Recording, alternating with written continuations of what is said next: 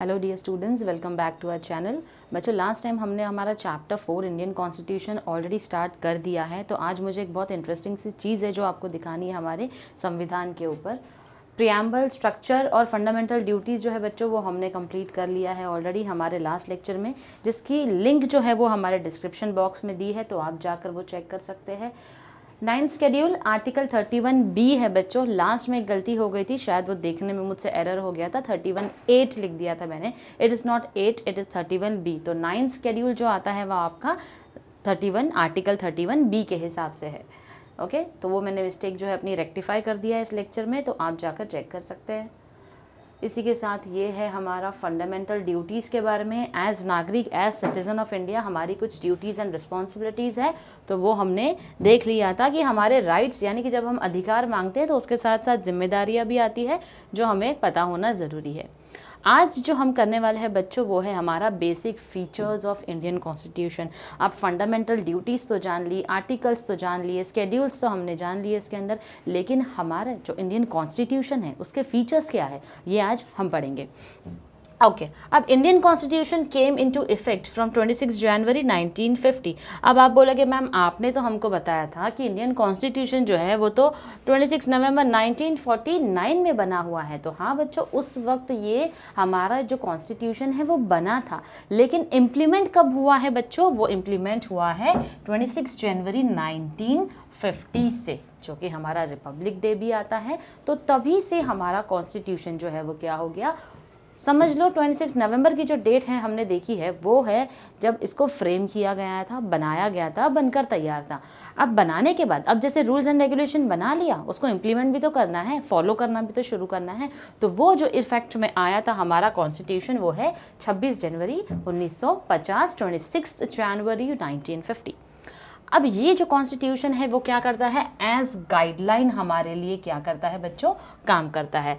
To be followed by government and people. तो ना कि सिर्फ गवर्नमेंट को फॉलो करना है, ये जो पीपल है ये उसके सिटीजन्स के बारे में बात कर रहा है कि सिटीजन्स को भी क्या करना है, फॉलो करना है।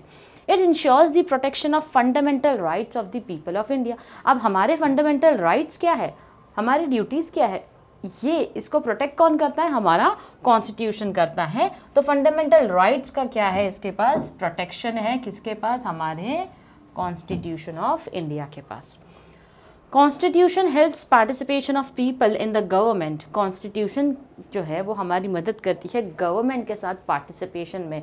हम चाहे तो हम अपने गवर्नमेंट को भी क्या कर सकते हैं, ज्वाइन कर सकते हैं, और उसी के साथ साथ and avoids conflicts amongst the government. और गवर्नमेंट के बीच में, एग्जीक्यूटिव्स के बीच में, जुडिशरीज के बीच में आपस में क्या करती है, किसी भी तरीके का कॉन्फ्लिक्ट होने से रोका जाएगा। इसीलिए हमारा कॉन्स्टिट्यूशन जो है वो बनाया गया है।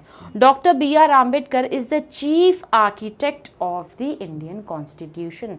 क्या है, डॉक्टर B.R. आम्बेडकर, डॉक्टर बाबा राव साहेब आम्बेडकर जो है वो हमारे क्या है, चीफ आर्किटेक्ट है। किसके चीफ आर्किटेक्ट है, हमारे इंडियन कॉन्स्टिट्यूशन के। बच्चों ये नाम जो है बहुत ज़रूरी है, हमको याद रखना ही है, क्योंकि इन्होंने ही जो बेस फॉर्म होता है हमारे कॉन्स्टिट्यूशन का, जो नींव रखी है, जो बुनियाद रखी है, वो है हमारे बाबा साहेब आम्बेडकर जिन्होंने बनाया है। अब हम बात करेंगे बच्चों हमारे कॉन्स्टिट्यूशन के कुछ फीचर्स के बारे में।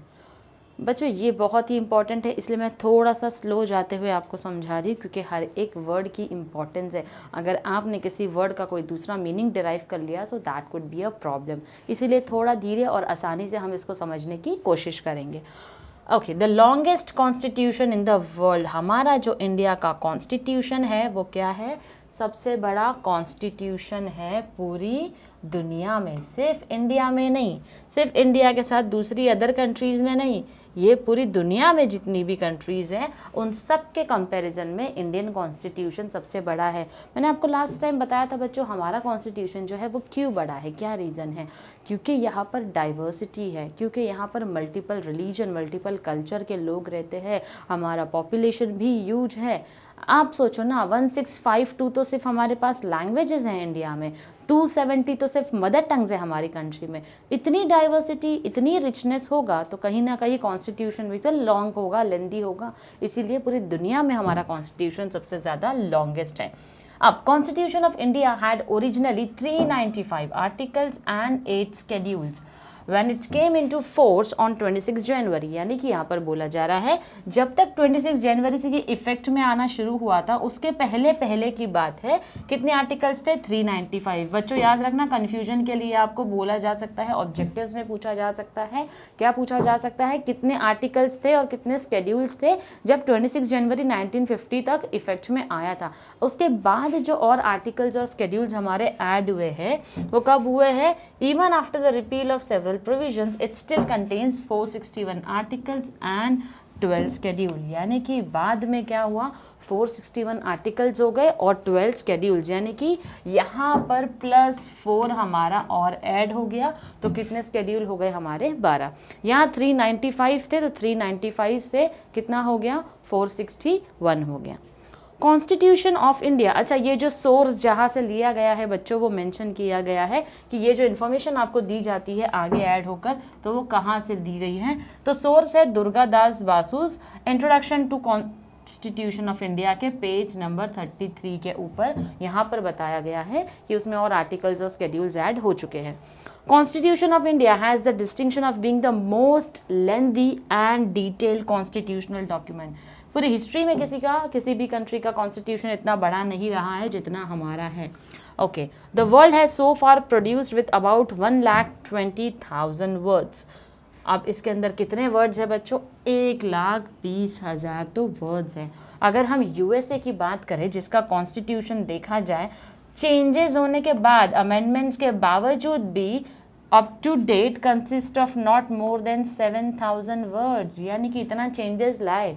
उन्होंने भी आर्टिकल्स ऐड किया होगा, स्केड्यूल्स ऐड किया होगा, बावजूद इसके बच्चों उनका जो कॉन्स्टिट्यूशन है वो सिर्फ 7,000 वर्ड्स का है। अब कॉन्स्टिट्यूशन के इस लेंथ का, इस बड़ा होने का रीज़न क्या है? लेंथ ऑफ द कॉन्स्टिट्यूशन का रीज़न क्या है? It incorporates the experience of all leading constitutions of the world, specially that of USA and England. यानी हमारा जब कॉन्स्टिट्यूशन फ्रेम किया जा रहा था बच्चों तो सिर्फ हमारे कंट्री के बारे में सोच कर नहीं बनाया जा रहा था। यूएसए में देखा गया कि वहाँ का कॉन्स्टिट्यूशन कैसा है, कैसे वहाँ पर लोग रहते हैं, कैसे वहाँ पर कानून कायदा जो है वो चलता है, इंग्लैंड में किस तरीके का कायदा कानून चलता है, उसका इम्पैक्ट क्या होता है, उनके रीजंस क्या होते हैं। ये सारी चीज़ों को देखकर ही हमारा कॉन्स्टिट्यूशन जो है वो बनाया गया है। It prescribes constitutional guidelines both for centre and state. अब सेंट्रल गवर्नमेंट और स्टेट गवर्नमेंट दोनों को ध्यान में रखते हुए क्या किया गया है, हमारे कॉन्स्टिट्यूशन को बनाया गया है। डिटेल प्रोविजंस दिया जाता है किसके बारे में? सेंटर और स्टेट के रिलेशन के ऊपर। It contain special provisions to overcome regional problems. Regional problem जैसे एक स्टेट है, स्टेट के अंदर अलग अलग रीजन्स है, तो रीजनल प्रॉब्लम्स को ओवरकम करने के लिए, सॉल्व करने के लिए भी हमारा कॉन्स्टिट्यूशन जो है वो कई सारी डिटेल इन्फॉर्मेशन उसमें देता है। It includes fundamental rights of Indian citizen. अब इसी के साथ साथ हमको हमारे किस बारे में बात करता है? हमारे राइट्स के बारे में बात करता है, हमारी जो अधिकार है उसके बारे में भी बात करता है। इसीलिए हमारा जो ये इंडियन कॉन्स्टिट्यूशन है इतना ज़्यादा लेंदी है। आगे बढ़ेंगे हम बच्चों दूसरे फीचर। ओके, इसी में और भी फीचर्स है हमारे। It on incorporates special provisions for Jammu and Kashmir article 370 and allows JNK to have a separate constitution of its own. अब 370 जब इम्प्लीमेंट हुआ बच्चों तो उसी के तहत क्या बोला जा रहा है कि क्या अलाउ किया गया है, अपना खुद का एक कॉन्स्टिट्यूशन हो सकता है। ये क्या है, हमारे कॉन्स्टिट्यूशन में प्रोवाइड किया गया था। It incorporates detail administrative provisions. जितने भी हमारे एडमिनिस्ट्रेटर्स हैं जो काम करते हैं, हम पब्लिक सर्विसेज में हैं, तो उनको भी किस तरीके से काम करना है, उनके लिए भी सर्टन प्रोविजंस जो है वो बनाए गए हैं जो उनको फॉलो करना है। It includes provisions to solve peculiar problems of India. कुछ ऐसे प्रॉब्लम्स हैं जिनके ऊपर फोकस भी किया गया है, जिसको लेकर कई सारे भेदभाव होते हैं, डिस्क्रिमिनेशन होते हैं कास्ट के बेसिस पे, क्लासेस के बेसिस पे। फॉर एग्जांपल यहाँ पर दिया SC और STs के लिए कुछ इंक्लूजन किया गया है उसके अंदर, weaker sections of the society के लिए, ऑफिशियल लैंग्वेजेस को लेकर काफ़ी सारी चीज़ें हैं, प्रोविजंस रिलेटिंग टू एमरजेंसी से रिलेटेड भी काफ़ी सारी इंफॉर्मेशन है जो हमारे इंडियन कॉन्स्टिट्यूशन में मेंशन है। नेक्स्ट है बच्चों लॉयर्स पैराडाइज। अब लॉयर्स पैराडाइज क्यों बोला गया है? क्योंकि जो हमारा कॉन्स्टिट्यूशन है वो बहुत ही ज़्यादा क्या है, डिटेल और कॉम्प्लेक्स है। कॉम्प्लेक्स है यानी कि डिफ़िकल्ट टू अंडरस्टैंड। कॉम्प्लेक्स है मतलब it is difficult to understand. Why is it difficult to understand बच्चों? क्योंकि इतने सारे आर्टिकल्स है, इतने सारे स्केड्यूल्स है, जो लीगल टर्म्स है वो किसी नॉर्मल सिटीज़न को तो समझ में नहीं आने वाला है, क्योंकि हर किसी का प्रोफेशन अलग है, कोई लीगल टर्म्स को इतने अच्छे से नहीं जानता है। दैट इज़ द रीज़न जब हमारा कॉन्स्टिट्यूशन इतना बड़ा है तो जब कोई केस आता है, जब किसी तरीके की प्रॉब्लम आती है, हम जाते हैं लॉयर्स के पास। तो क्योंकि लॉयर्स प्रोफेशनल्स होते हैं, उन्होंने स्पेसिफिकली इस चीज़ की स्टडी की है, that is one of the major reason कि क्यों हमारा जो इंडियन कॉन्स्टिट्यूशन है वो लॉयर्स पैराडाइज है। क्योंकि जब लोगों को ज़रूरत होगी तो लोग किसके पास जाएंगे, किसको अप्रोच करेंगे? कानून को अप्रोच करेंगे, और कानून को अप्रोच करने का जो ज़रिया होगा वो कौन होगा? वो हमारे लॉयर्स जो है वही होंगे। तो किसी तरीके के कोर्ट केस या PIL फाइल होती है, लिटिगेशंस होते हैं, तो किसकी ज़रूरत पड़ती है हमको? लॉयर्स की। इसीलिए लॉयर्स के लिए इसको लॉयर्स पैराडाइज बोला गया है। Okay, next feature says that federal system with a unitary bias. Now as per the constitution, the outward structure of the government is federal in nature, but in case of national and economic crisis, the federal structure of the government gets transformed into unitary system, one system. Government structure is federal due to, अब government का जो structure है वो क्या है हमारा? Federal है। Federal क्यों है? क्योंकि उसके दो रीज़न है। एक तो there are two sets of government, central government और स्टेट गवर्नमेंट। दूसरा है there is constitutional division of powers between centre and state government. तो पहला क्या बोला गया है? फेडरल क्यों है? क्योंकि हमारे पास दो रीज़न है। एक तो हमारी क्या है, दो गवर्नमेंट है, सेंट्रल गवर्नमेंट और स्टेट गवर्नमेंट। दूसरा जो पावर्स दिए गए हैं, कुछ पावर स्टेट गवर्नमेंट के हाथ में दिए गए हैं और कुछ ज़्यादा पावर जो हमारे सेंट्रल गवर्नमेंट के हाथ में दिए गए हैं। जब स्टेट वो पावर नहीं ले पाए, यूज़ नहीं कर पाए, तो सेंट्रल गवर्नमेंट है वो अपने पावर का यूज़ करेगी। इसलिए इसको बोला गया है it is a federal system with a unitary बायस। अब गवर्नमेंट स्ट्रक्चर जो है वो यूनिटरी क्यों है? क्योंकि यहाँ पर यूनियन ऑफ स्टेट्स हैं एंड फेडरेशन ऑफ स्टेट्स भी है। सॉरी, फेडरेशन ऑफ स्टेट्स जो है वो नहीं है, बल्कि यहाँ पर यूनियन ऑफ स्टेट्स है। सारे स्टेट्स की एकता है। देयर इज सिंगल सिटीजनशिप, हर इंसान को यहाँ पर, हर सिटीजन को यहाँ पर क्या मिलेगी? सिंगल सिटीजनशिप मिलेगी। There is single integrated judicial and administrative system. तो सिंगल इंटीग्रेटेड यानी कि मिक्स होकर क्या बने हैं? हमारे जुडिशियल और एडमिनिस्ट्रेटिव सिस्टम बने हैं। There is integrated machinery for elections, audits and account. और इसी के साथ साथ हमारे इलेक्शंस, ऑडिट्स और अकाउंट्स को भी कंसिडर किया जाता है। States depend upon the centre for grant in aid. स्टेट्स जो है जब उनको फाइनेंशियली ज़रूरत होती है तो किसके ऊपर डिपेंड होती है? हमारे सेंटर के ऊपर। स्टेट गवर्नर्स आर अपॉइंटेड और removed by president of India. अब जो स्टेट के गवर्नर्स होते हैं, इनको निकालने का जो अधिकार है वो किसके पास है, या इनको रखने का अधिकार काम में किसके पास है? जो हमारे प्रेसिडेंट हैं कंट्री के, उनके पास है। During emergency the government structure can be converted into unitary system. जब एक नेशन में या एक स्टेट में एमरजेंसी डिक्लेयर होती है तो यूनिटरी सिस्टम जो है वो फॉलो होगा, ना कि federal system. Okay, so that is how the system works in our country. Okay, next is parliamentary government with elected head of the state. तो पार्लियामेंट है हमारी कंट्री में, ये हम सब जानते हैं, जो कि सुप्रीम लेजिस्लेटिव बॉडी है हमारी कंट्री की। क्या है? सुप्रीम लेजिस्लेटिव बॉडी है, इकलौती जो हैंडल करने वाली बॉडी है। Constitution provides for the parliamentary system of government. Constitution ने ये हक दिया है पार्लियामेंट्री सिस्टम को बनाने का गवर्नमेंट को। Government is composed of the president of India and 2 houses. अब जो हमारी गवर्नमेंट बनती है वो उसके साथ साथ क्या है? गवर्नमेंट ऑफ इंडिया जो है हमारी, जो कि composed of president of India. Okay, अब इसको डिवाइड किया गया है 2 हाउसेस देकर। कौन से 2 हाउसेस हैं?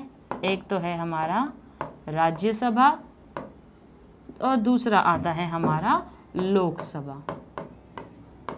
कौन से 2 हाउस है बच्चों? राज्यसभा और लोकसभा। राज्यसभा क्या है? काउंसिल ऑफ स्टेट्स, और लोकसभा क्या है? House of the people.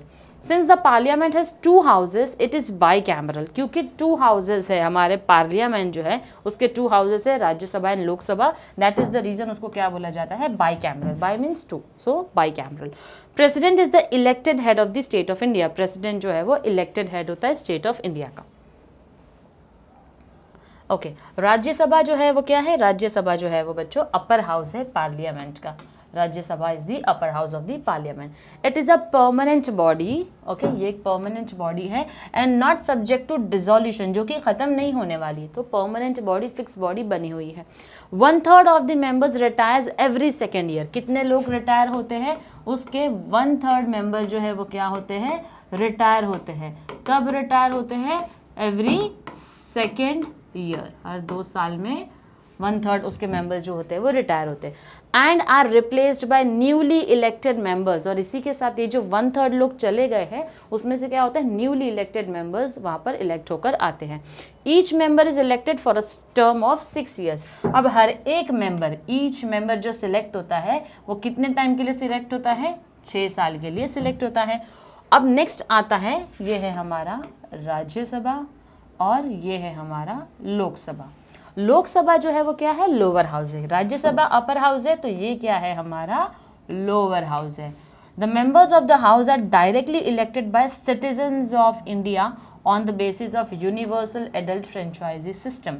Okay universal adult franchise क्या है बच्चों, ये मैं आपको नेक्स्ट हमारा पॉइंट आने वाला है उसमें समझाऊंगी। सिंपल सा मतलब है जो 18+ है उन्हीं को वोटिंग का राइट्स होता है, इसलिए यूनिवर्सल एडल्ट फ्रेंचाइजी सिस्टम है, यानी कि 18+ आपको टीनेज माना जाता है, यंग माना जाता है, तभी आपको वोटिंग के अपने अधिकार जो है, तभी आप एडल्ट होते हो तो आपको अधिकार मिलते हैं।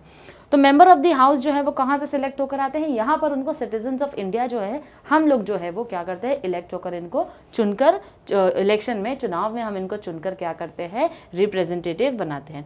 Prime minister is the head of the executive branch of the government of India, he enjoys the confidence of Lok Sabha. तो जो प्राइम मिनिस्टर है वो कौन है, प्राइम मिनिस्टर जो है वो हेड है किसका, executive branch of government of India का, यानी गवर्नमेंट ऑफ इंडिया का क्या है, हेड है, कौन है हमारे प्राइम मिनिस्टर। तो क्या एंजॉय करते हैं, द कॉन्फिडेंस ऑफ लोकसभा, क्योंकि ये जो है वो कहाँ से सिलेक्ट होकर आते हैं, सिटीजन्स ऑफ इंडिया जो है वो उनको सिलेक्ट करते हैं। Now next it says that every state there is a legislature as per the article 168 of Indian Constitution. The houses of state legislature can be unicameral or bicameral. Uni यानी single हो सकता है, by cameral यानी 2 हो सकता है। States में have either 1 house जिसको हम लेजिस्लेटिव असेंबली बोलते हैं और 2 houses legislative assembly and legislative council. तो again we have 2 things here to remember, एक होता है हमारा लेजिस्लेटिव असेंबली और अगर बाई कैमरल रहा तो दोनों मिलेगा, लेजिस्लेटिव असेंबली भी होगा और लेजिस्लेटिव काउंसिल भी होगा। State governors are appointed by the president. State governors जो है हमने अभी भी देखा था कौन अपॉइंट करते हैं, स्टेट गवर्नर्स को जो अपॉइंट करते हैं और उनको निकालने का जो हक होता है वो किसका होता है, प्रेसिडेंट ऑफ इंडिया को। फिर आते हैं हमारे legislative council and legislative assembly. Legislative council बच्चों आपने सुना होगा विधान परिषद होता है, लेजिस्लेटिव असेंबली विधानसभा होता है। तो लेजिस्लेटिव काउंसिल जो है वो कौन है, अपर हाउस है स्टेट लेजिस्लेचर का, और लेजिस्लेटिव असेंबली जो है वो क्या है, लोअर हाउस है स्टेट लेजिस्लेचर का। चीफ मिनिस्टर जो है, जैसे स्टेट के सीएम होते हैं राइट, और कंट्री के पीएम होते हैं, तो जो हमारे चीफ मिनिस्टर है is the executive head of the state legislature. तो स्टेट में जो सिलेक्ट होके आते हैं वो कौन है, हमारे chief minister. Next, it says that the state legislature is in complete synchronization with central parliamentary system. तो स्टेट लेजिस्लेचर जो है वो सिंक्रोनाइज यानी कि किसके साथ में काम करते हैं, डेफिनेटली एक सिंक्रोनाइजेशन होना ज़रूरी है सेंट्रल पार्लियामेंट्री सिस्टम के साथ।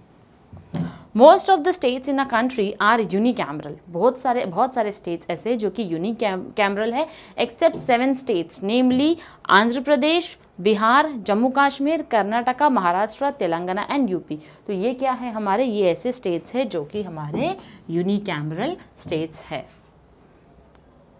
ओके नेक्स्ट आता है बच्चों हमारा फीचर जो है वो सेक्युलर स्टेट का है।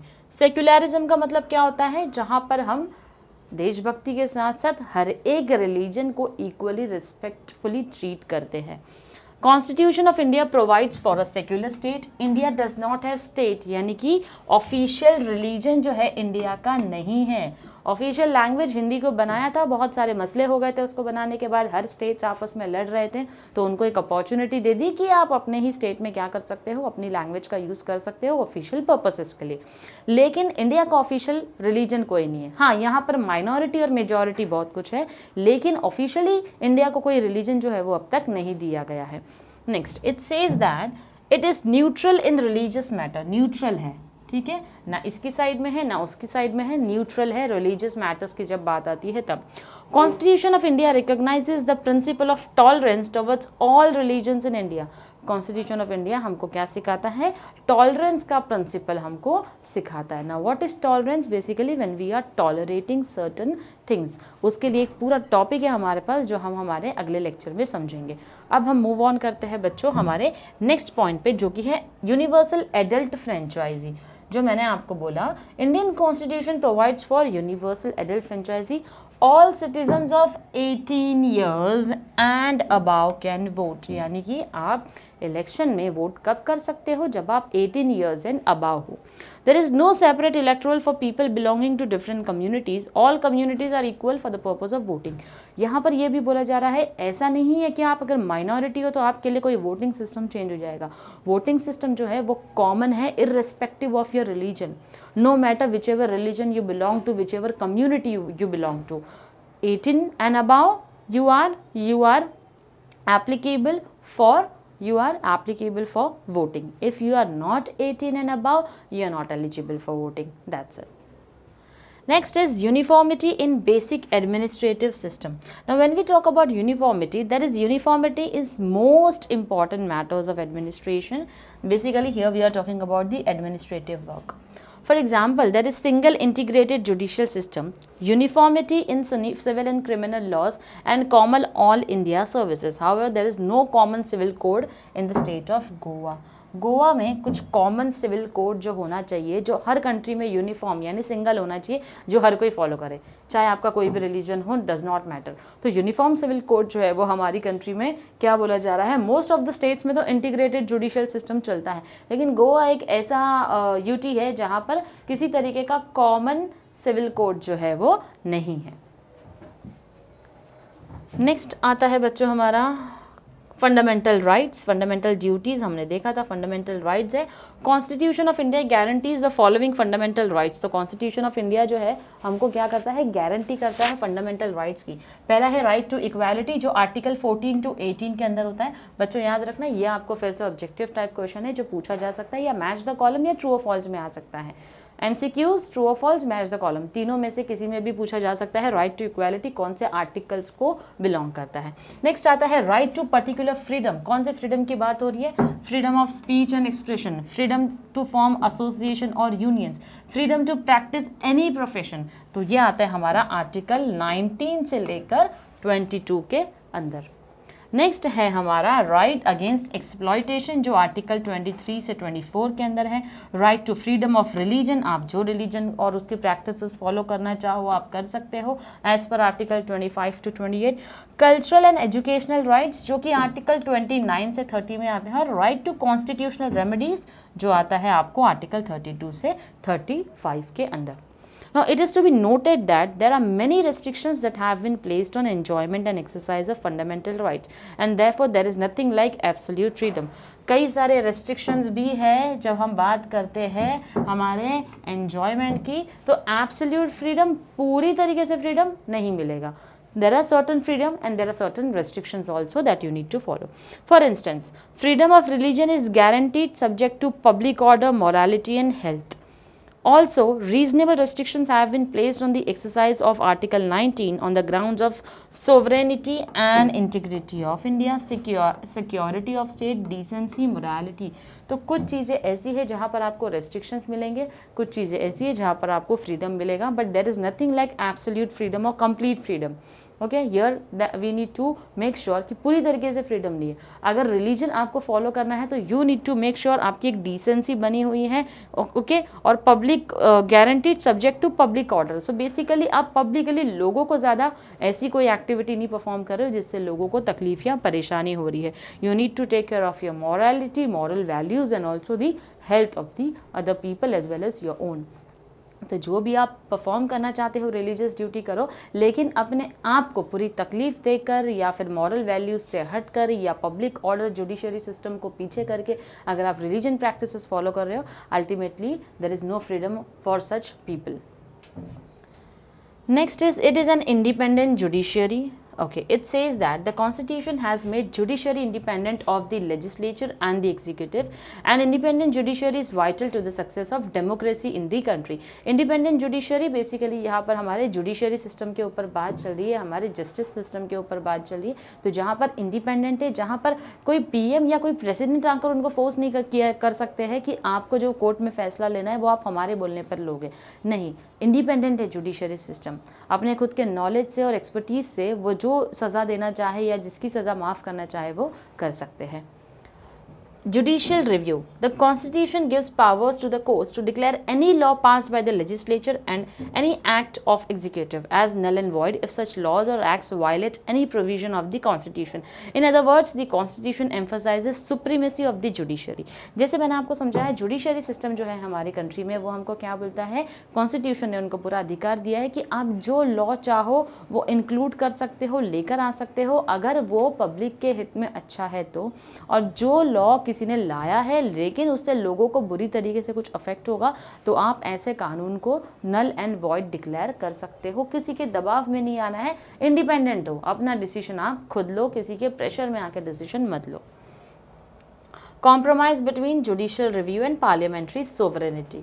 British Constitution recognizes parliamentary sovereignty, wherein they are saying that constitution of USA recognises judiciary supremacy. तो कॉन्स्टिट्यूशन जो यूएसए का है वो क्या बोलता है, जुडिशरी सुप्रीमेसी होनी चाहिए, यानी कि जो जुडिशियल सिस्टम है दे शुड बी इंडिपेंडेंट।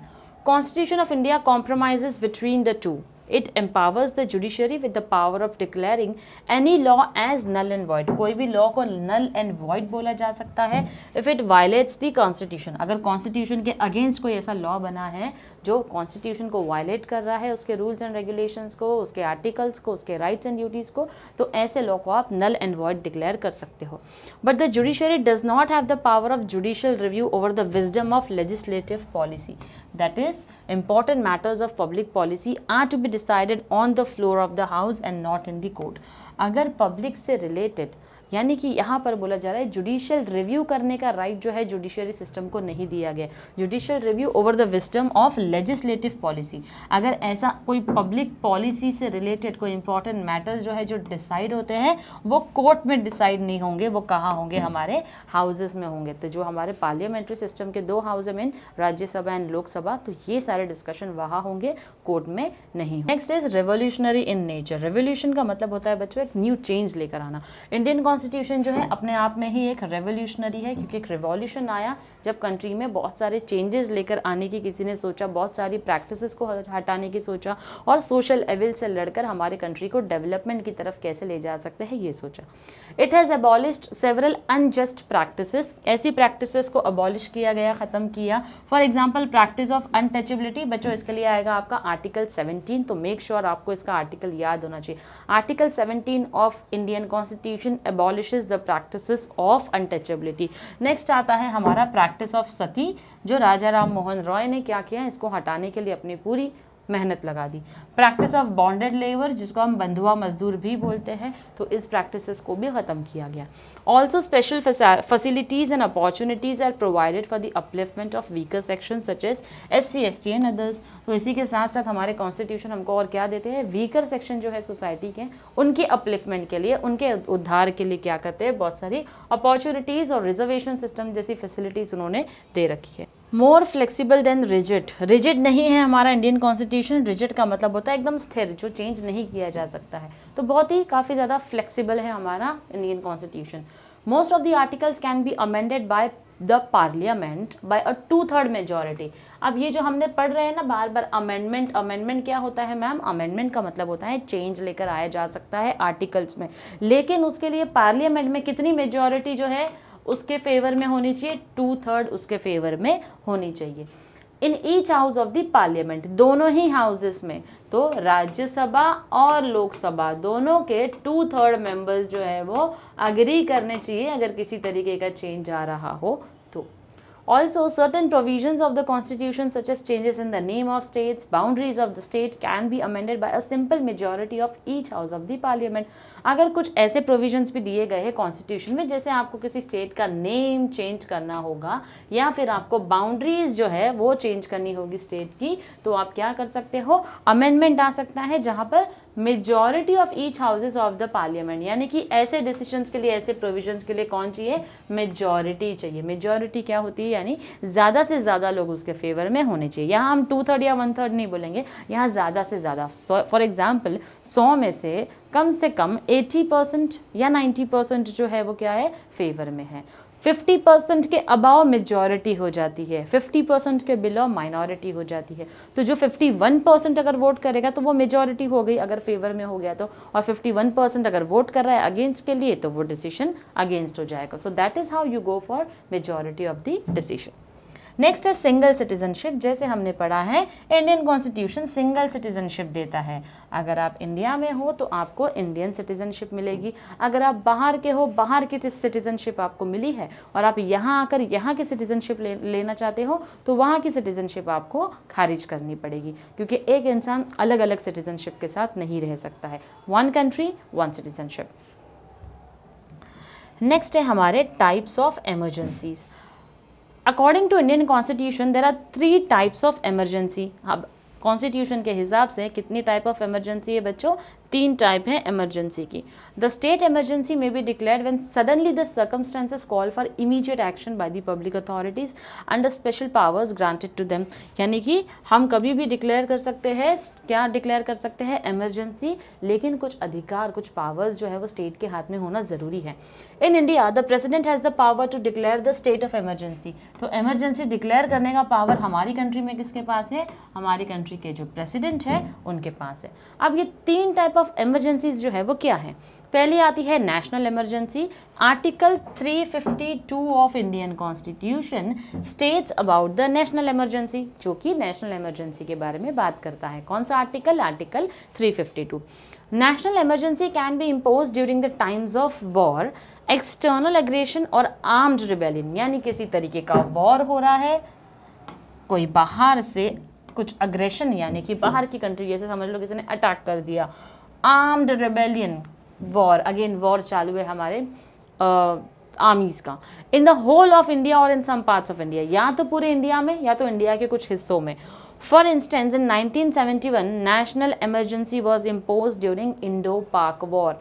यानी कि जब इंडो पाक का वॉर चला था उस दौरान 1971 में क्या डिक्लेयर हुई थी बच्चों? नेशनल इमरजेंसी डिक्लेयर हो गई थी।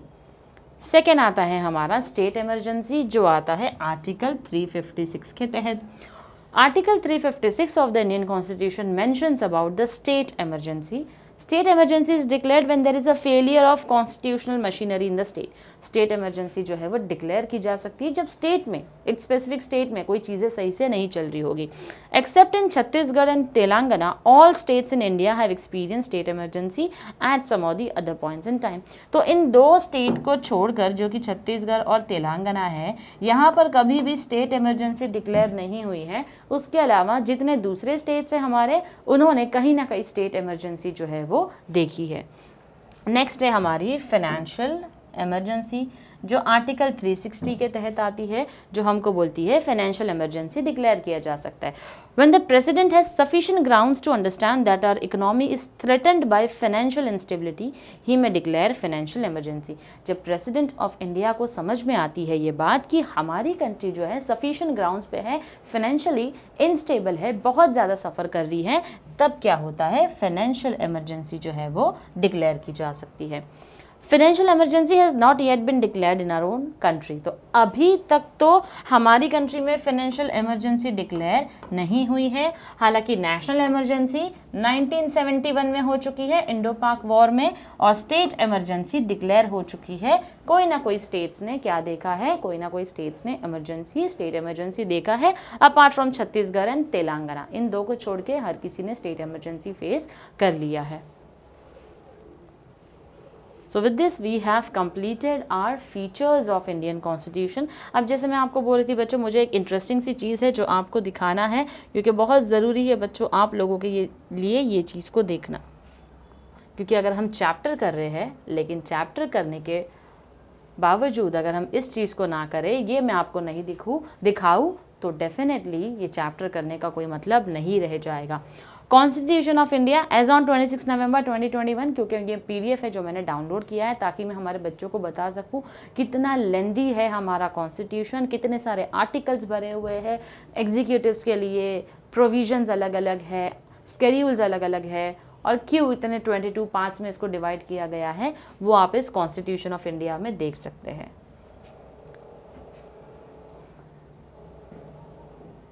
ये इस कॉन्स्टिट्यूशन का 5th एडिशन है। ये है हमारा पार्ट 1 जो यूनियन और टेरिटरीज़ के बारे में बात करता है, पार्ट 2 जो सिटीजनशिप के ऊपर बात कर रहा है, पार्ट 3 हमारे फंडामेंटल राइट्स ड्यूटीज़ के बारे में बात कर रहा है, फिर आते हैं हमारे राइट टू फ्रीडम, एक्सप्लॉयटेशन, सारे राइट्स है उसके अंदर, कल्चरल एजुकेशनल राइट्स है उसके अंदर। पार्ट 4A जो है फंडामेंटल ड्यूटीज़ पे फोकस करता है। पार्ट 5 हमारे यूनियन पे फोकस करता है। यूनियन क्या है बच्चों, हमारा जो हमारे एग्जीक्यूटिव्स होते हैं, प्रेसिडेंट ऑफ इंडिया है, एग्जीक्यूटिव पावर जो यूनियन के हाथ में है, प्रेसिडेंट का इलेक्शन किस तरीके से होना चाहिए, क्या एप्लीकेबिलिटी होती है, किस तरीके की, देखो हमने देखा था ओथ और एफर्मेशन जो है हर एक एग्जीक्यूटिव्स को लेना होता है, तो कौन सी ओथ और एफर्मेशन हमारे प्रेसिडेंट के लिए होगी, ये भी हमारे इंडियन कॉन्स्टिट्यूशन में मेंशन है। काउंसिल ऑफ मिनिस्टर्स है, पार्लियामेंट है हमारे चैप्टर 2 में, इसी तरीके से ऑफिसर्स जो है पार्लियामेंट में। आप लोगों के लिए बच्चों मैं इस PDF को एक बार ग्रुप में डेफिनेटली फॉरवर्ड कर दूंगी, हमारे टेलीग्राम चैनल के ग्रुप में मैं सर से रिक्वेस्ट कर दूंगी कि आपको ये PDF जो है वो मिल जाए।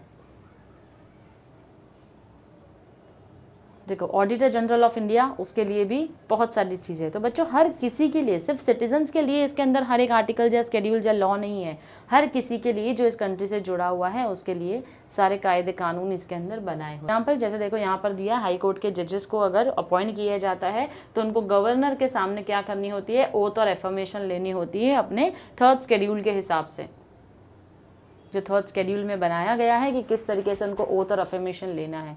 सैलरीज ऑफ द जजेस हमने देखा था, एग्जीक्यूटिव्स की सैलरीज भी डिसाइड होती है। तो इस तरीके से बच्चों ये जो मेरे पास ये जो हमारा कॉन्स्टिट्यूशन है मेरे पास 402 पेजेस का है। तो डेफिनेटली ये देखो यहाँ से तो हमारा 2nd शेड्यूल चालू हो रहा है, तो सोचो 1st शेड्यूल कितना ज़्यादा था हमारा। जो कौन से आर्टिकल्स इसके अंदर इंक्लूड है उसका पार्ट आपको देखने मिलेगा, part A, B, C, D में से डिवाइड किया गया है। बहुत ज़रूरी है बच्चों ये हमारी कंट्री के बारे में समझने के लिए। जो बच्चे आगे जाके एडमिनिस्ट्रेटिव सर्विसेज में जाना चाहते हैं, जो बच्चे अपने UPSC MPSC की तैयारी करना चाहते हैं, ये सारी चीज़ें उनके लिए बहुत हेल्पफुल है, क्योंकि जिस फील्ड में आप जा रहे हो वो बेसिकली हमारे कानून के बारे में ही है जो इसके अंदर दिया हुआ है, किस तरीके से लैंग्वेजेस के ऊपर दिया हुआ है बच्चों हमको। तो ये होता है यहाँ पर हमारा 402 पे हमारा आर्टिकल ख़त्म, जहाँ पर देखो अपेंडिक्स भी दिया हुआ है हमको। तो हर एक स्टेट के बारे में, चाहे स्पेसिफिक सेक्टर्स के बारे में बात करनी हो, तो हर एक चीज़ बच्चों इसमें डिटेल।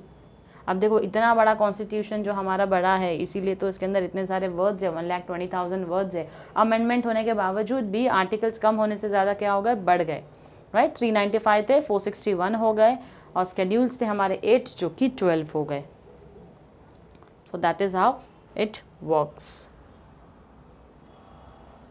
फिर से आएंगे हम हमारे चैप्टर के ऊपर बच्चों। मैंने आपको कॉन्स्टिट्यूशन दिखा दिया है ऑलरेडी, कैसे इंडिया का कॉन्स्टिट्यूशन जो है वो फ्रेम करके बना हुआ है। अब फिर नेक्स्ट जो हमारा टॉपिक है बच्चों, दैट इज़ अबाउट टॉलरेंस। यहाँ पर बहुत ही एक अच्छे कोट के साथ शुरुआत हुई है इसकी। Samuel Gold Wing remarked basically, okay, Samuel Goldwyn has remarked 90% of the art of living में बोला गया है 90% of getting on with people one can not stand, यानी आर्ट ऑफ लिविंग में कहीं ना कहीं आपस में कहीं ना कहीं मनमुटाव हमारे कुछ लोगों के साथ में रहता ही है, राइट। चाहे हमारे फ्रेंड्स हो, चाहे हमारे फैमिलीज हो, चाहे हमारे रिलेटिव्स हो, या maybe some of the other person हो, वर्क प्लेस पर हमारे कॉलीग्स होते हैं, राइट। तो कहीं ना कहीं एक मनमुटाव हमारे आपस में बना रहता है। तो 90% जो आर्ट ऑफ लिविंग है तो इसलिए होता है क्योंकि इतने लोग हमसे जुड़े हैं, तो हम हर किसी के साथ में अपना रैपो बिल्डअप नहीं कर पाते हैं। This statement beautifully signifies the importance of tolerance in today's world. ये हमको बताता है टॉलरेंस का इंपॉर्टेंस क्या है आज के ज़माने में। पढ़ते हैं टॉलरेंस होता क्या है। Basically it is ability of a person to accept and respect the views, beliefs and practices of others that differ from one's own. So basically एक ऐसी एबिलिटी आपके अंदर होती है जो दूसरों के व्यूज़ और ओपिनियंस को रिस्पेक्ट करना आपको सिखाती है। बेसिकली हम बर्दाश्त कर रहे होते हैं, कोई आपको कुछ भी सुनाकर चला जाए या कुछ भी बोलकर चला जाए, ये चीज़ें हम बर्दाश्त नहीं कर पाते। तो बोला जाता है काफ़ी चीज़ों को समझने के लिए, संभालने के, टॉलरेंस एक ऐसा चीज़ है जिसकी बहुत ज़्यादा ज़रूरत है। ये एक ऐसी एबिलिटी है जो लोगों के बिलीफ को, फेथ को, व्यूज़ को, ओपिनियंस को रिस्पेक्ट करना होता है, जो हमसे अलग हो सकते हैं definitely, which differ from one's own. Conflicts क्यों होते हैं बेसिकली हमारे और लोगों के बीच में आपस में मनमुटाव, कॉन्फ्लिक्ट क्यों आते हैं? क्योंकि हमारा जो सोचना होता है और अदर पर्सन का जो सोचना होता है वो डिफरेंट होता है। तो ये डिफर करने की वजह से क्योंकि व्यूज़ और ओपिनियंस हमारे अलग है, there will be always a conflict. तो इसीलिए टॉलरेंस एक ऐसी चीज़ है जो बोलती है, हमको सिखाती है कि वो एबिलिटी होनी चाहिए किसी के व्यूज़, ओपिनियन, बिलीफ, फेथ को रिस्पेक्ट करने की। In a civilised society one should refrain from imposing one's own value judgements on others. एक ऐसी सोसाइटी में जब आप रहते हैं, सिविलाइज सोसाइटी में, कुछ लोगों के बीच में जब आप रह रहे हो, तो हम ज़बरदस्ती किसी को बोल नहीं सकते हैं, अपना पॉइंट जो है वो प्रूफ नहीं कर सकते। Ultimately we need to make them understand और we need to understand them. या तो अपने आप को उनको बेहतर तरीके से समझाओ या तो उनको समझने की कोशिश करो। One should have the ability to reflect on one's own views, beliefs and practices and find out if there are any limitations or drawbacks.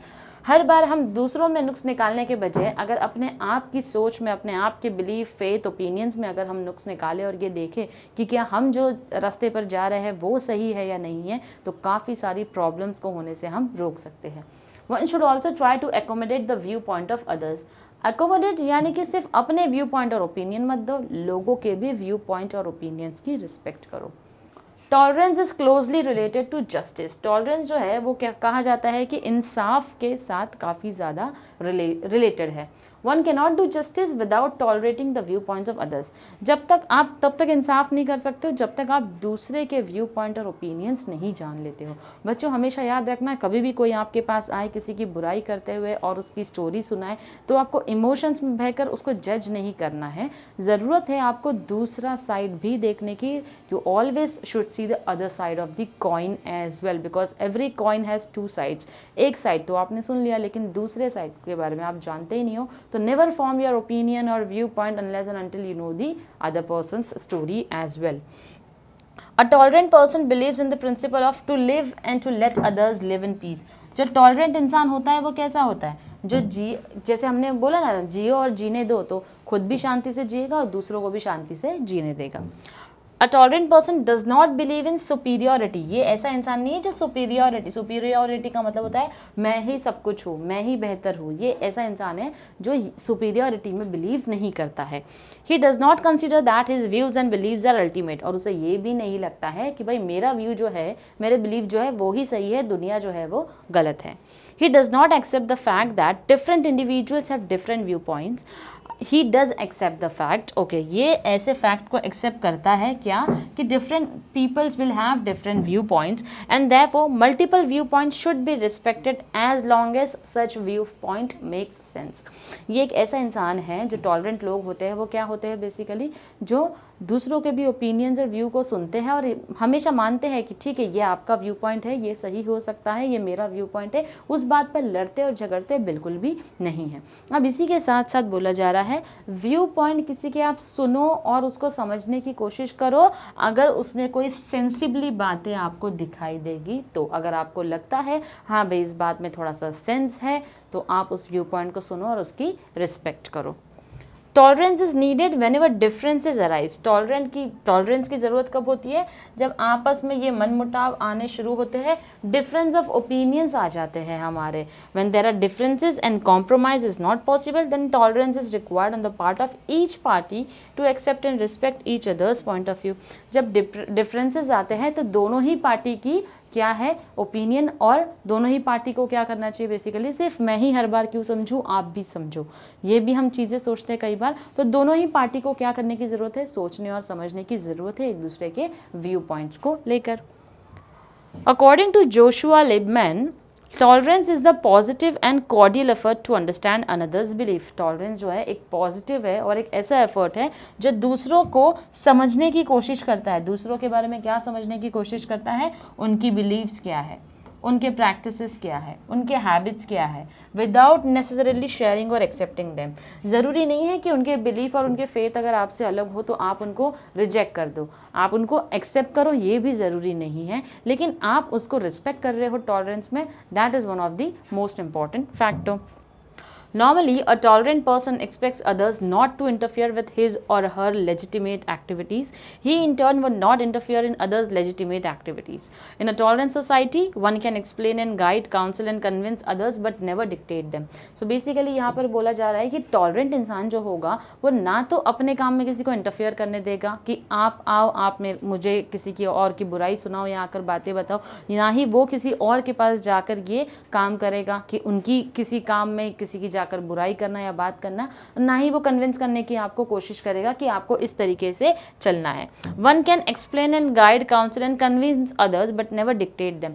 आप ये कर सकते हो कि आप किसी को कन्विंस करने की कोशिश कर सकते हो, अपने बिलीव और व्यू पॉइंट को समझाने की कोशिश कर सकते हो, लेकिन किसी के ऊपर दादागिरी नहीं कर सकते हो। That is one of the most important thing which we need to. First point is about peace and harmony. Tolerance का इंपॉर्टेंस अगर हम देखें तो सबसे पहला मुद्दा आता है पीस और हार्मनी का। पीस क्या है? शांति बनाए रखना। Harmony is basically you are getting along with people in a very peaceful and calm manner. Okay, tolerance enables people to live in peace and harmony. Tolerance gives importance to justice and equality. When you are tolerating someone, you are giving an importance to justice as well as equality. Tolerant persons do not believe in social discrimination. Tolerant लोग ऐसे होते हैं जो discriminate नहीं करते cast, race, religion, language, किसी भी basis पर। वो लोग क्या करते हैं, expect people of various faiths and beliefs to and religion to coexist and live in peace and harmony. हालांकि ये लोग ऐसे लोग हैं जो ये चाहते हैं कि आपकी श्रद्धा, आपकी विश्वास जो भी हो, जिसको भी आप मानते हो, आप दूसरे कम्युनिटी की, दूसरे लोगों की भी उतनी ही क्या करो, रिस्पेक्ट करो, इज्जत करो और एक दूसरे को डोमिनेट करने की कोशिश मत करो। In recent times intolerance is gaining ground in the society. अभी के टाइम पर ऐसा चल रहा है कि इनटॉलरेंस जो है वो बढ़ते जा रहा है। Religions and political fundamentalist are responsible. और ये जो इनटॉलरेंस बढ़ते जा रहा है हमारे सोसाइटी में, इसके लिए कहीं ना कहीं जो रिस्पॉन्सिबल लोग हैं वो कौन है? एक तो जो बहुत ज़्यादा रिलीजियस प्रैक्टिसेस को फॉलो करते हैं, भड़काऊ भाषण देते हैं, बाहर जाकर चार अलग बातें करते हैं दूसरे रिलीजन के बारे में, एक तो वो लोग रिस्पॉन्सिबल है। दूसरा है ये पॉलिटिकल फंडामेंटलिस्ट जो अपने पॉलिटिक्स के लिए क्या करते हैं, कहीं ना कहीं लोगों को और ज़्यादा उकसाते हैं। Therefore, there is a need for tolerant people to condemn outright such religious and political fanatics. तो ये जो tolerant लोग हैं यहाँ पर उनका रोल बहुत ही इंपॉर्टेंट होता है, क्योंकि इनको ज़रूरत है ऐसे रिलीजियस और पॉलिटिक फैनेटिक्स जो ऐसे बेवकूफ़ है, जो रिलीजन और पॉलिटिक्स के नाम पर लोगों को परेशान करते हैं। तो ऐसे लोगों से टॉलरेंट लोग जो है वो ज़्यादा बेटर तरीके से डील कर सकते हैं। Media can play an important role to protect the interest of a society by condemning these anti social elements. अब ये जो हमारी मीडिया है ये बहुत इंपॉर्टेंट रोल प्ले करती है, क्योंकि ये लोग क्या कर सकते हैं, एंटी सोशल एलिमेंट्स को तुम दिखाओ ही मत अपने न्यूज़ में। एक न्यूज़ को बार बार हाईलाइट कर करके आप इतना उसका प्रचार कर देते हो कि ultimately people start getting threatened because of such news, कि अब कोई सेफ्टी फील ही नहीं करता है। क्योंकि मीडिया को जो रोल प्ले करना चाहिए था कि ऐसी चीज़ को कंडेम करो, ऐसी चीज़ को मत दिखाओ, आप उसको और ज़्यादा दिखाकर बताकर लोगों को डरा रहे हो और दूसरे के अगेंस्ट क्या कर रहे हो, उनके दिल में नफरत पैदा कर रहे हो। तो मीडिया जो है बच्चों, अगर आपको पता होगा, मीडिया हमारा 4th पिलर है डेमोक्रेसी का। बट कहीं ना कहीं इस वक्त तो हमारा मीडिया जो है वो क्या कर रहा है, एक ऐसा पिलर बन गया है जो बहुत ही ज़्यादा कमज़ोर हो चुका है। Facilitates cooperation. So basically, tolerance helps to gain cooperation from others. Tolerance is required at all places. हर जगह इसकी ज़रूरत है, चाहे आप घर पे हो, ऑफिस में हो, सोशल गैदरिंग्स में हो, नेबरहुड, अपने आसपास के लोगों के साथ। Tolerance is one of the important thing. Though tolerance, one can get cooperation from others and cooperation can bring wonderful results to everyone concerned. अब ये जो हम टॉलरेंस देख रहे हैं, एक ऐसी एबिलिटी जहाँ पर हम दूसरों की रिस्पेक्ट कर रहे हैं, भले आप उसको एक्सेप्ट नहीं करते हो लेकिन आप उसकी रिस्पेक्ट करते हो, व्यू पॉइंट्स को, ओपिनियंस को, बिलीव्स को, फेथ को, अगर वो चीज़ हमको सेंसिबल लगती है तो। यहाँ पर बोला जा रहा है टॉलरेंस, अगर आप एक टॉलरेंट पर्सन हो तो सबके साथ आपस में मिलजुल कर काम करने वाले लोगों में से हो, सबको समझ कर लेकर चलने वाले लोगों में से हो, तो कहीं ना कहीं लाइफ में आप और ज़्यादा वंडर्स क्रिएट कर सकते हो।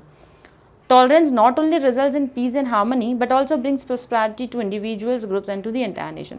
Tolerance सिर्फ और सिर्फ पीस और हारमोनी नहीं लाता है, इसी के साथ साथ प्रॉस्पेरिटी लाता है, इंडिविजुअल्स को और ज़्यादा अपग्रेड करता है, और उसी के साथ साथ जब एक डेवलपमेंट हमारे इंडिविजुअल्स की होगी तो नेशन की भी डेवलपमेंट होगी।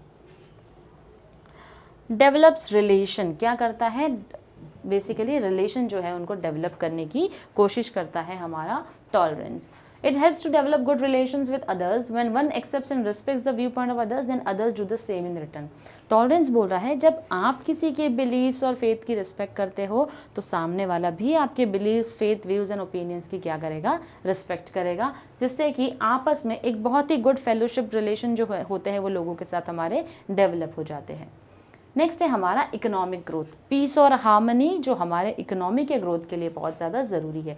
Films consider law and order as the main factor for location of industries. For instance, survey conducted by IFT regarding plant location states that peace and harmony is number one factor for setting up of a plant in a particular location.